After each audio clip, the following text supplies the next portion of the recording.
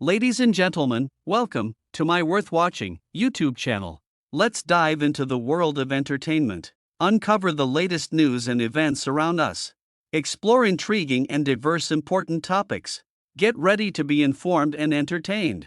Don't miss out to hit that subscribe button below for more engaging contents. Hit the notification bell to stay updated, and do not forget to click like and share buttons, and comment down below the video description. Magandang araw muli sa inyong lahat, sa aking mga masugid na manunood sa aking YouTube channel. Sa oras na ito ay aking pinaglaanan ng sapat na panahon na magsuri, mag-aral at magsaliksik tungkol sa isang kontrobersyal na doktrina ng isang kilalang relihiyon sa Pilipinas. Nais kong magbigay ng paunang pahayag, na ang video na ito, ay hindi ginawa upang atakihin o tirahin ang relihiyong mababanggit rito, kundi, upang makapagbigay ng kaukulang pagpapaliwanag, paglilinaw at pagpapahayag ng katotohanan tungkol sa nasabing paksa natin sa oras na ito. Huwag po kayong magagalit o madaling masasaktan sa mga kapahayagan na inyong makikita o maririnig sa video na ito. Ang kinin o tanggapin ninyo ito bilang isang pag-aaral at pagsasaliksik sa katotohanan, alang-alang sa kapakanan ng inyong kaalamang espiritual. Inaasahan ko na inyo munang panunuorin ang buong kabuuan ng video na ito, na bukas ang inyong mga pangunawa, puso at isipan, at inyong pagbubulay-bulayan at pag-iisip ang mabuti ito, bago kayo magbigay ng inyong personal na komento, reaction o feedback. Huwag po kayong magbibigay ng anumang komento o feedback na hindi maganda o disenteng basahin, at tila nagmula sa mga taong walang tinataglay na magandang asal o pag-uugali. Isa lamang po itong paalala. Maraming salamat po. Umpisahan natin ang ating pag-aaral at pagsusuri tungkol sa kaduda-dudang naging interpretasyon sa mga katagang ends of the earth, o sa wikang Tagalog, mga dulo ng lupa, na inyong mababasa sa aklat ng Isaiah, Kapitulo 43, talatang 6. Kung kayo ang aking tatanungin, ayon sa inyong pagkakaunawa o intindi, ano ba ang tamang kahulugan ng ends of the earth, o mga dulo ng lupa? Ayon sa Iglesia ni Cristo, ang ends of the earth, o mga dulo ng lupa, di umano, ay tumutukoy daw ito sa katapusan ng mundo.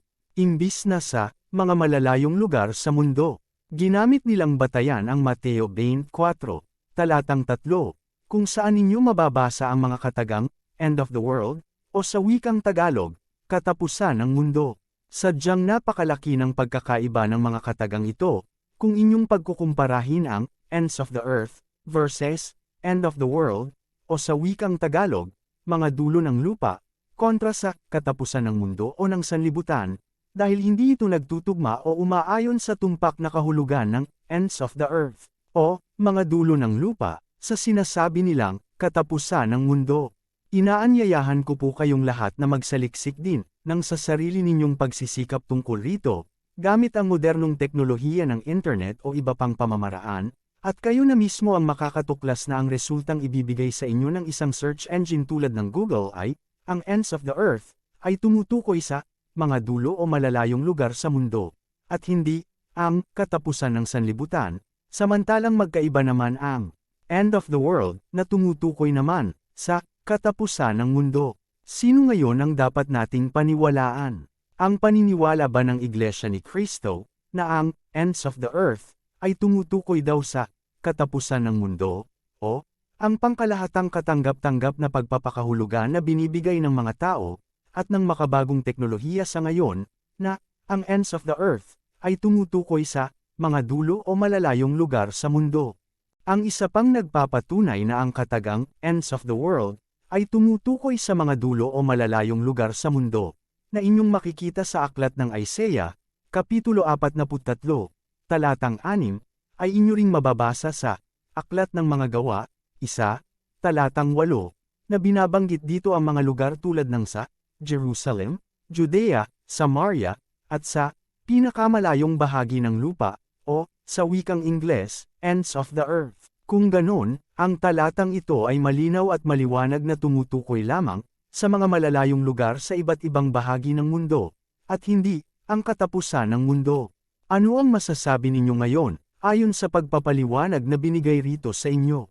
Ang susunod na ating pag-aaralan at susuriin, ay ang kawalan ng propesya, para sa taong 1913. Bakit kaya? Ang Iglesia ni Cristo ay hindi nagtuturo o nagpapahayag ng propesya tungkol sa petsang November 1913 upang patunayan at patutuhanan ang paglitaw at ang awtoridad ni Ginoong Felix Manalo. Ang kanyang personal na kasaysayan ay hindi tumutugma o umaayon sa kanyang sariling, self-fulfilling prophecies, ang tungkol sa, di umano, sa isang hinirang na pinadala, o, ang pinili upang mangaral, sa tinatawag na yugto ng panahon, sa mga dulo ng daigdig. Ang buong premise na ito ay nagkakawatak-watak dahil ang parirala na, sa mga dulo ng mundo, ay nangangahulugang, ang pinakamalayo na maaabot ng lupa, o, ang mga malalayong lupain. Dahil ang Iglesia ni Cristo ay hindi nagtuturo ng propesya tungkol sa paglitaw at sa awtoridad ni Felix Manalo, na mangaral noong November 1913, sa makatuwid, ay hindi siya pinahintulutan na magsimulang mangaral noong November 1913, na ang ibig sabihin nito, si Felix Manalo ay hindi totoong siya ang hinulaang sugo ng Diyos, upang maitago o maikubli ang katotohanan, na si Felix Manalo, ay hindi ang siyang hinulaang mensahero ng Diyos. Simula noong November 1913, ang Iglesia ni Cristo ay bumalik sa historikal na rebisyonismo, sa pamamagitan ng pagbabago sa kasaysayan ni Felix Manalo, para sabihing nagsimula na siyang mangaral tungkol sa Iglesia ni Cristo, noong July 27, 1914, noong tinatawag na panahon na, mga dulo ng lupa, upang tumugma sa kanyang mga self-fulfilling propesya. Sa halip na, November 1913. Ang punto rito ay ganito, may panuntunan o pangangaral ang Iglesia ni Cristo, na hindi kailanman maaaring makapangaral ang sinuman, maliban na siya ay sinugo ng Diyos upang makapangaral.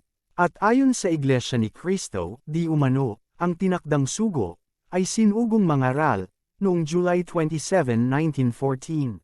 Ang problema, o issue dito, ayon sa tamang kasaysayan ni Felix Manalo, na inyo rin namang makikita o mababasa ito, kung inyo itong sasaliksikin sa mga historical books, o sa internet, na si Felix Manalo, ay nag-umpisang mangaral noong November 1913, sa Punta, Manila, kasama niya ang kanyang asawa.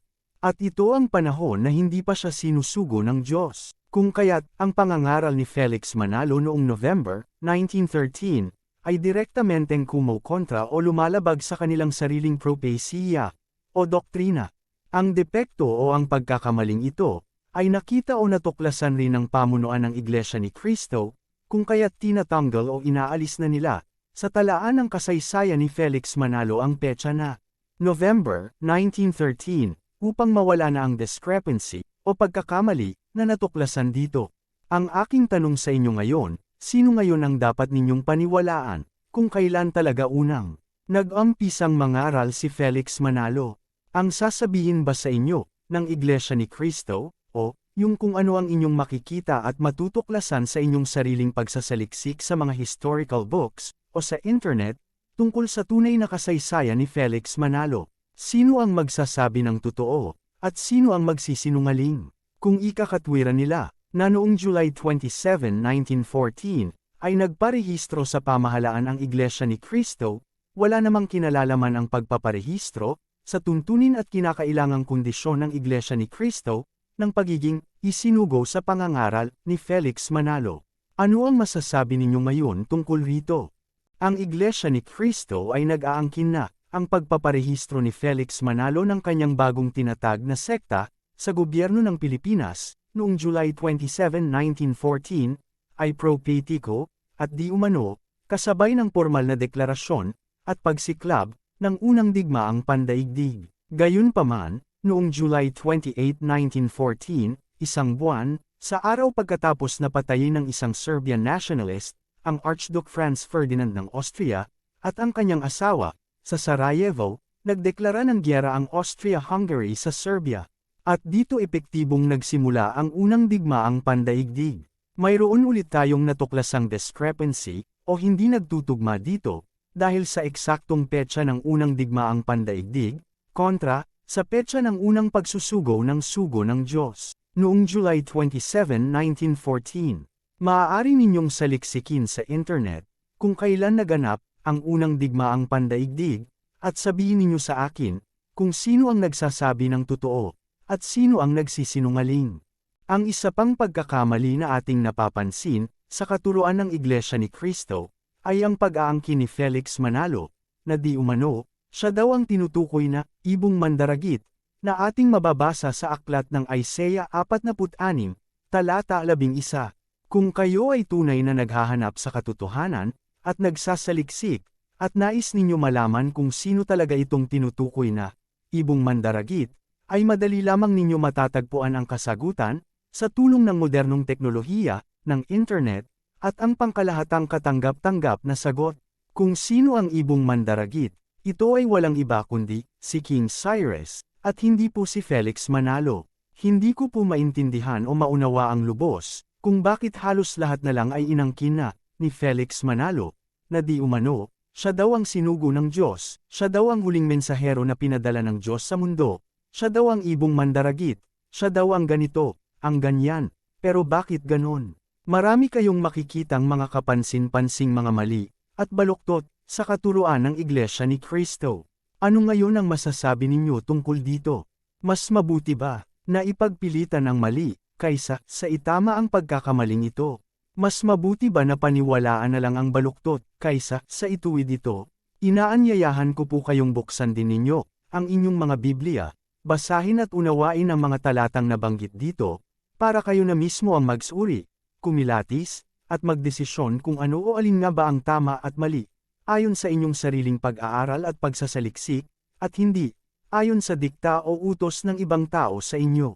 Kung kayo po ay kabilang sa kawan ng Iglesia ni Cristo, sana po ay mabigyan ninyo ng pagkakataon ang video na ito, na nag-aanyaya sa inyo na pagbuksan ng inyong mga puso at isipan, na tanggapin ang katotohanang binabahagi, at pinapahayag ng nilalaman ng video na ito.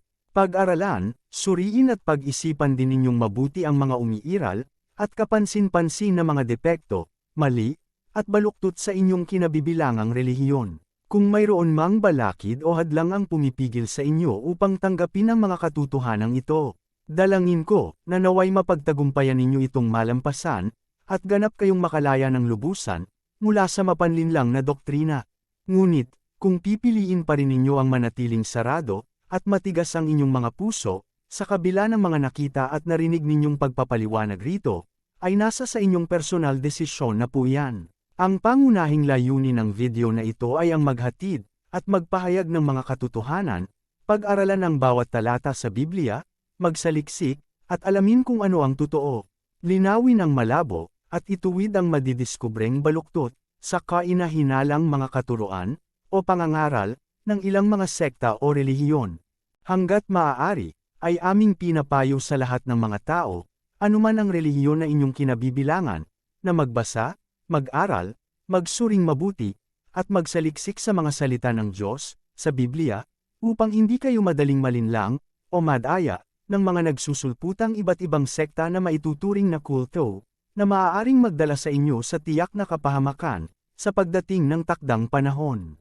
Nais kong mag-iwan dito ng katanungan sa kinauukulan, kung si Jesus ay kinikilala lamang ninyo bilang isang tao, bakit ganito ang pinapahayag ng Biblia tungkol sa kanya? Una, si Jesus ang tinatawag na, ang Alpha at Omega, ang simula at ang wakas, ang kasalukuyan, ang kahapon, at ang darating, ang makapangyarihan sa lahat. Ayon sa Pahayag Kapitulo 1:8, pangalawa, si Jesus ay walang kamatayan, bagkus, ay may immortalidad. Ayon sa unang Timoteo Kapitulo 6:14-16, marahil ay mayroon sa inyong pilosopong magtatanong ng, kung wala siyang kamatayan, bakit siya namatay sa krus? Noong pinako si Jesus sa krus, ang namatay sa kanya, ay ang kanyang katawang lupa, at hindi ang kanyang espiritu ng pagka-Diyos. Sa katunayan ng kanyang pagka-Diyos, makalipas ang 3 araw, si Jesus ay muling nabuhay. Pangatlo, si Jesus ay nagpahayag na, bago pa si Abraham ay ako na. Ayon sa Juan Kapitulo 8:58, ito ay malinaw na pagpapahayag na si Jesus ay naroon na, noon pa mang unang panahon. Pang-apat, si Jesus ang pagkabuhay na mag-uli, at ang buhay. Ayon sa Juan Kapitulo 11:25, pang-5, si Jesus ang tanging daan, ang katotohanan, at ang buhay. Ayon sa Juan Kapitulo 14:6, pang-6, Sa luklukan ng paghatol ni Jesus, haharap ang lahat ng sangkatauhan. Ayon sa 2 Korinto Kapitulo 5, 10, kabilang sa mga haharap sa trono ng paghahatol ni Jesus, ay ang mga taong tinanggihan siyang kilalanin bilang Diyos, bagkus, ay pinagpilitan lamang nilang kilalanin si Jesus bilang isang tao. Pang-7, si Jesus ay nagkakaloob ng buhay na walang hanggan, sa sinumang sumasampalataya sa Kanya. Ayon sa Juan Kapitulo 3, 16, kaya din ba ng pamunuan ng inyong relihiyon, ang makapagbigay ng buhay na walang hanggan, tulad ng maibibigay ni Jesus? Ang mga talatang nabanggit dito, ay ilan lamang, sa nagpapatunay o nagpapatutuo na si Jesus ay tunay na Diyos. Marahil ay sasabihin din ninyo na marami ring talata sa Biblia, na nagsasabing si Jesus ay tao. May katotohanan namang si Jesus ay tao, at walang kumokontra sa katotohanang iyan. Ngunit, hindi siya karaniwang tao, tulad ng inyong pag-aakala sa Kanya. Si Jesus ay Diyos, na nagkatawang tao, at walang imposible sa Diyos na gawin man niya ito, dahil mayroon siyang misyon sa mundo, kung bakit niya hinubad ang kanyang pagka-Diyos, at siya ay nagkatawang tao, ayon sa pinapahayag ng mga aklat ng Filipos Kapitulo 2, 5-11, at Juan Kapitulo 1, 1-4, 14, 18. Mahirap para sa karaniwang mga tao, ang unawain, at arukin ang kaisipan, at kakayahan ng Diyos, na kung paano nagkatawang tao, ang Diyos. Mas mahirap namang tanggapin o unawain, kung ang tao naman, ang maging Diyos. Huwag ninyo insultuhin ang kakayahan o kapangyarihan ng Diyos, dahil walang imposible sa Kanya. Ayon sa Lucas Kapitulo 1, 37, ang dalawahang kalikasan ni Jesus, bilang Diyos, at tao, ay malinaw at maliwanag na pinapahayag sa Biblia. Ang tanging hindi naniniwala, at kumokontra dito, ay ang mga kulto, na may pinaniniwala ang sariling doktrina, na kontra, sa pagka-Diyos ni Jesus. Dahil kung tatanggapin nila ang katotohanang si Jesus ay Diyos, na nagkatawang tao, ito ay mangangahulugan ng pagkawasak, o pagbagsak ng pundasyon ng doktrina ng kanilang relihiyon, kung kaya't ito ang sentrong dahilan, kung bakit, kahit na ano pa ang mangyari, si Jesus ay kikilalanin lamang nila bilang isang tao, at hindi Diyos, kahit na madiskubre o matuklasan pa nilang, totoo ngang Diyos, si Jesus.